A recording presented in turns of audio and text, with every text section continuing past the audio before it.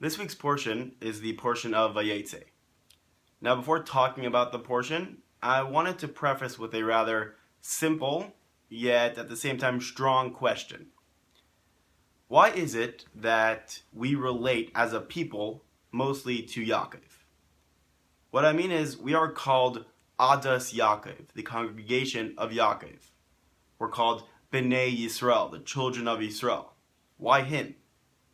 Why not Avram, Yitzchak, or Moshe Rabbeinu? Yaakov wasn't the first Jew who started it all, started Judaism. It was Avram. Yaakov didn't face the trial Yitzchak had to face, nearly sacrificing himself. Yitzchak did that.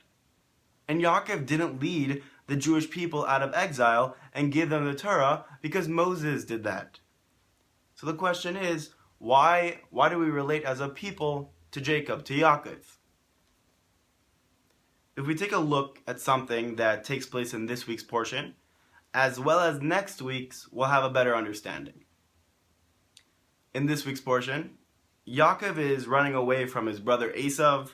Esav wants to kill him for stealing his blessings. On the way, Yaakov stops to rest using just stones to lie on, and he has a dream, he has an epiphany.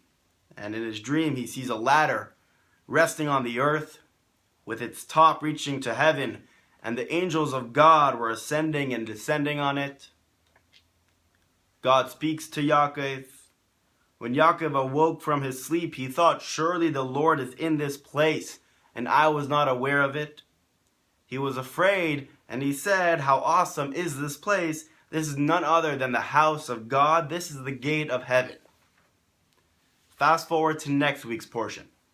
Again, Yaakov is in a little bit of trouble. Now he's running away from Lavan, and he's about to meet his brother Esav. But on his way, he encounters an unnamed stranger, it's an angel of God, and has a wrestling match with him.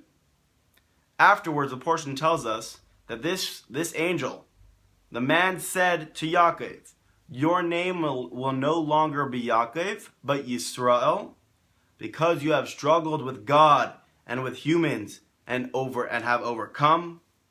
So Yaakov called the place Peniel, saying, it is because I saw God face to face, and yet my life was spared. Face to face is the word panai, hence the name Peniel. Now looking at these two episodes, you realize something very interesting, something in common. It is only when Yaakov is in a difficult situation does God appear to him. Yaakov was the man whose greatest visions came to him when he was alone at night, far from home, fleeing from one danger to the next. Yet he got up and continued his journey. He continued his mission. This is what Yaakov gave over to us. We fall, but we recover. And if you think about it, we recover pretty well. We're pretty good at that. And that's what separates us from everyone else. It's remarkable that we Jews, this one tiny people, survived tragedies that would have wiped out any other people.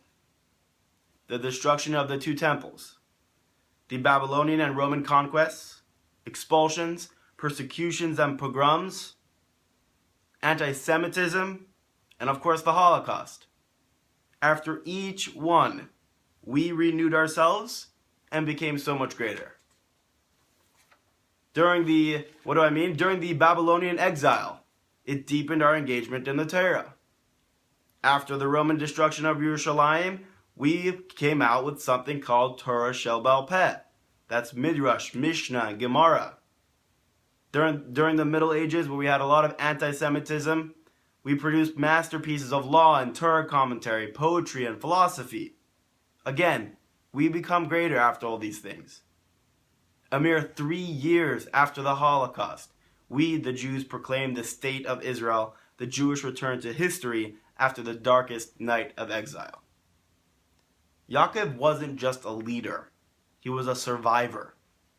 And it's that ability to survive, recover, and grow that makes one a leader.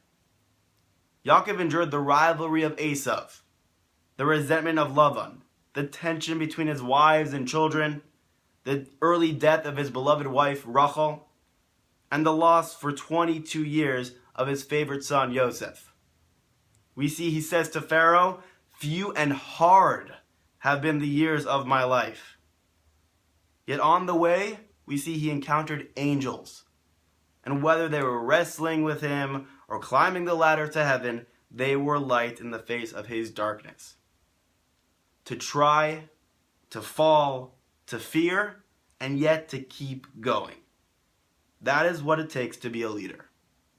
That was Jacob, the man who at the lowest points of his life had his greatest visions of heaven. We have to know that when we find ourselves in a troubling situation, maybe it's God, maybe it's his way of saying, be like Jacob. We pick ourselves up and we continue climbing the mountain of life. Good Shabbos.